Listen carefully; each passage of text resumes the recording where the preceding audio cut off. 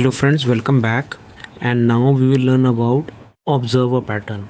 So observer pattern is part of the behavioral design pattern, which means how objects behave. It tries to modify their behavior. Okay.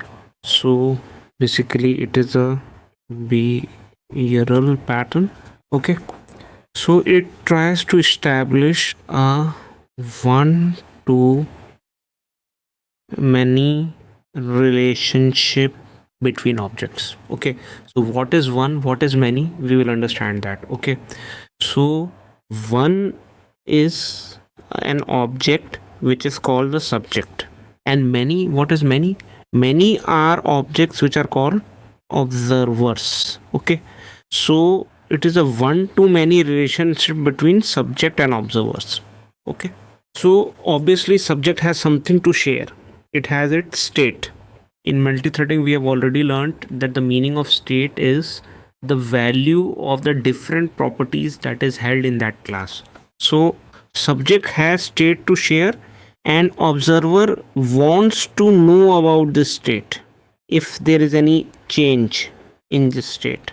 So whenever there is a change, observer want to know.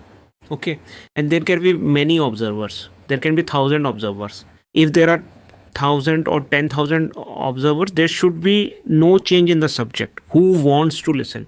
Suppose there is an observer who gets bored by listening to your state. He says, I don't want to listen to your state anymore. Again, there should be no change in the subject. Okay, observers can come and go, but this should not affect subject. Okay, so it's like a celebrity. I'm very famous, fans come and go, I don't care. It is something like that. Okay, so observers are the fan, and the subject is a celebrity. Okay, so this is this has many applications. For example, in event driven programming, where the GUI frameworks, where there is an update in a component, it want to send that update to different components. So wherever we want to publish events, it is used there. And then in distributed systems, in microservices and other distributed systems, wherever you want to publish state, again it is used there as well. In different logging frameworks also it is used. For example, there is a stock market application. Thousands of brokers are subscribing to the price of update of a stock. So all those brokers are observer, and the stock is the subject. Okay, and in messaging systems also, where we have a topic functionality where one message is published to various topics, again it can be used there as well. Okay, so it has some benefits. It promotes decoupling. As I already said, observers come and go, subject doesn't bother. Okay, it promotes decoupling. It promotes scalability. Thousands and millions of observers can come. It won't affect the subject much. Okay, so it also promotes consistency. So all the state change of the subject is published to the observers, and it encourages reusability as well. So here we have a subject interface. Okay, it has attach method, it has detach method, and it has notify all methods. Now it is implemented by a concrete subject. Okay, now it has a state which needs to be shared with the observers. Okay, so there are getters and setters for the state. Okay, and because it implements this interface, it has to implement all these three methods as well. Okay, now we have an observer interface. It has one method, update. Now it is implemented by a concrete observer. It also implements the update method. Okay, and the concrete subject has many observers. Okay, so let's see with code as well. Okay, so this is the code for the observer pattern. Let's start with the observer interface. So this is the observer interface. As you can see, it has one update method. Okay, so this is an interface. Now we have subscribers. Okay, so this subscriber class is implementing the observer interface. Okay, so here we have mentioned one subscriber. We can create many objects of subscribers, so we can have 1,000 subscribers as well. A subscriber has a name. Okay, but since subscriber is implementing the observer interface, it has to implement this update method. Okay, now this update method will receive a message from the subject. So here also, this, what is this message? This message will come from the subject. Okay, we'll see how. Right now we have seen that this is where it will, the observer receives the message from the subject. Okay, now let's now see what is there in the subject interface. The subject interface has three methods: attach, detach. Attach and detach take observer as input. Okay, and notify all observers takes a message. Okay, this is an interface. Now let's look at implementation of this interface. So we have this news channel. Okay, now this news channel implements the subject interface. Okay, so now this news channel has a list of observers. You see the type is observer. The attach method adds the given observer to this list. The detach method removes the given observer from this list, and the notify all observer, when it has a message, it iterates over this all the observers and calls the update method, which is this update method of the observer, one by one. Okay, so let's do a demo for this. So here what you're doing, we have created one channel, one news channel, and we have created two observers. Okay, we have given the observers name Alice and Bob, and then in the news channel we are attaching first time let's rename this object as well. We can rename this to Alice. Okay, let's rename this one as well, Bob. Okay, so we have two observers, Alice and Bob. We have given them name as well, Alice and Bob. Okay, this is the object name. Now we are attaching both these observers to this news channel. Okay, so we are calling attachment. And then when the news channel has a news, any breaking news, when we call notify all observers, we will see what happens. And then when we are detaching one of these observers, we are detaching Alice. We are not detaching Bob. We are just detaching all. And then we are passing a new news to this notify all method. Let's see what happens. Okay, so first time, give it a minute to start. So first time when we call notify all observers, we can see Alice is receiving the update, Bob is also receiving the update. We can see here both Alice and Bob are receiving the update. Okay, now we are calling detach. After detach, again we call notify all, and this time only Bob is receiving the update. Okay, Alice is not receiving the update. Okay, so this is, you know, how observer patterns works in Java. Basically in notify all, what we are doing, we are iterating over all the observers and we are calling the update method of the observer.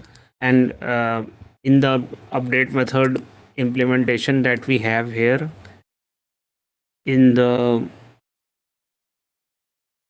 news, in this subject, in the subscriber implements the observer. So in the subscriber we are printing the news. Okay, so we saw that first time the news was received by both Alice and Bob. Second time we detached Alice, so the news was only received by Bob. So you can add as many observers as you want, you can remove as many observers you want, but it will not affect the subject, which is the news channel. News channel only needs to iterate over its current observers and send the news. Okay, whether they are less, whether they are more, doesn't make a whether they are zero, it doesn't make a difference to the news channel. So depending upon who is listening, if the person who wants to send the update doesn't, if you want to make it decoupled and you want to add and remove listeners at runtime without making any change to the subject, in that case you should choose to implement the observer pattern. Okay, hope you understood it well, and keep learning. So welcome friends, today we will learn about the strategy pattern. So again, the strategy design pattern is also part of the behavioral design pattern. In this, you can configure a group of algorithms, you can define them beforehand, and then you can encapsulate these algorithms as as various strategies, and you can use these algorithms interchangeably. So in any situation, if algorithm 1 is applicable, you use that. In other, if algorithm 2 is applicable, you use that. So depending upon the situation, you can pick and choose your algorithms because you have encapsulated your algorithms in various strategies. So in other words, let's call them strategies. So in other words, you can pick and choose your strategies. So the end task of these strategies should be same. So all these strategies can be used interchangeably, but they all should be used to achieve a common task. So there can be various strategies. Which strategy is more applicable, you can choose at the runtime. You can choose strategies without this pattern as well. You can write if else blocks, you can write switch case blocks, but that increases the cyclomatic complexity of your code.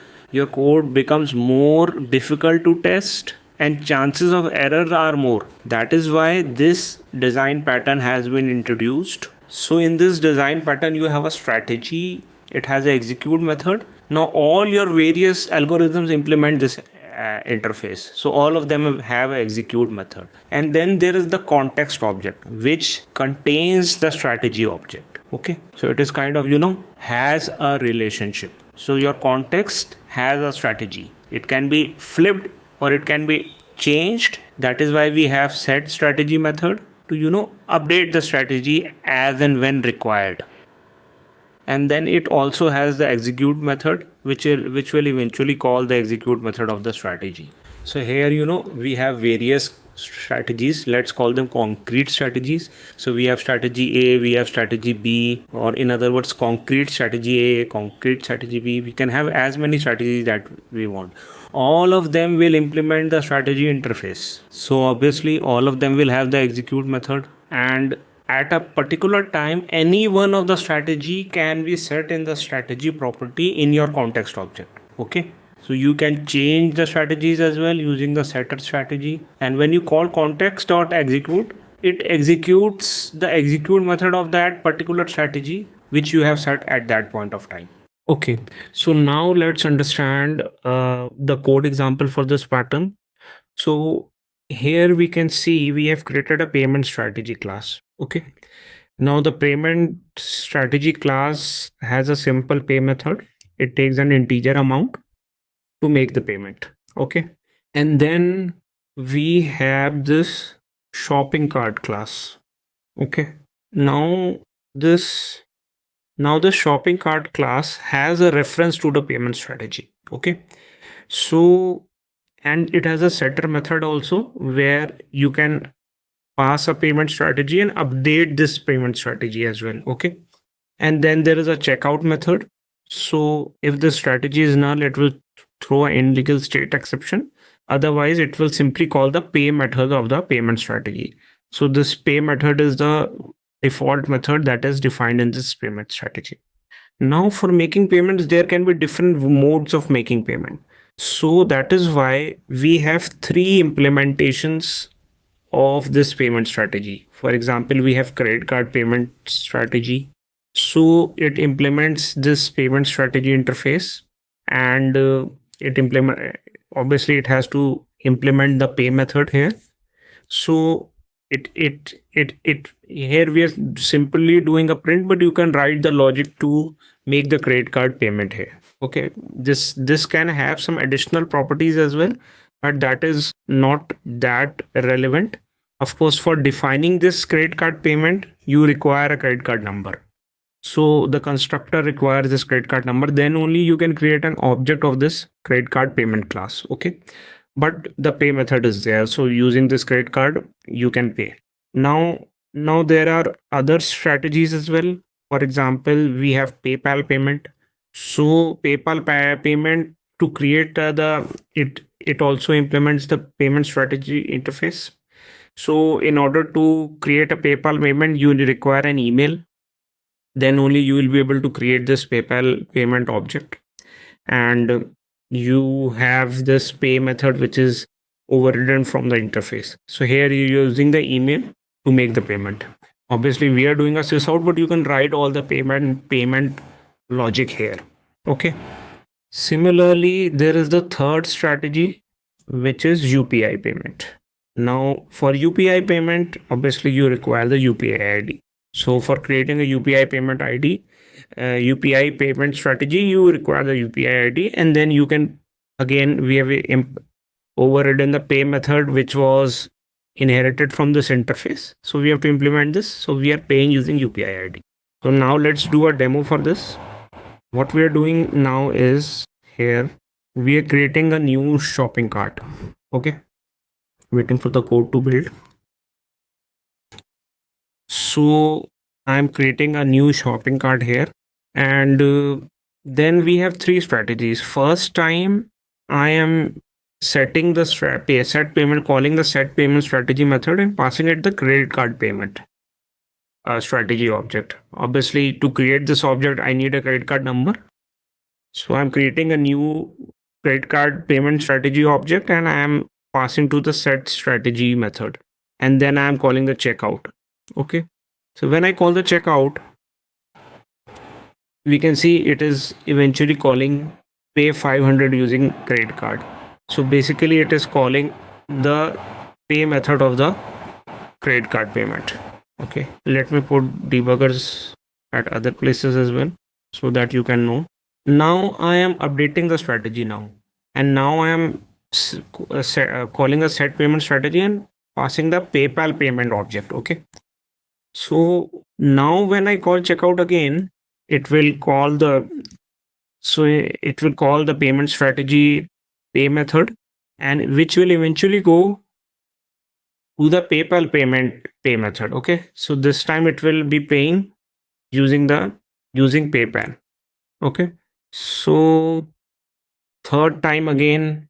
So now this third time what we are doing is we are again calling a set payment strategy, and this time we are setting the UPI payment object here.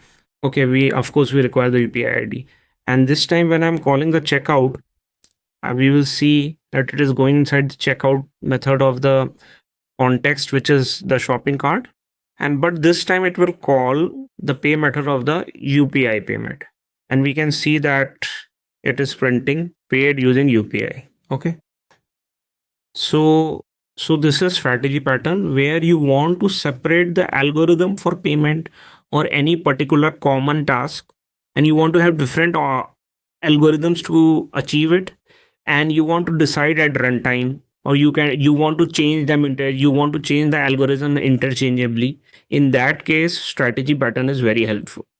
Hope you like the video, and please continue watching the course.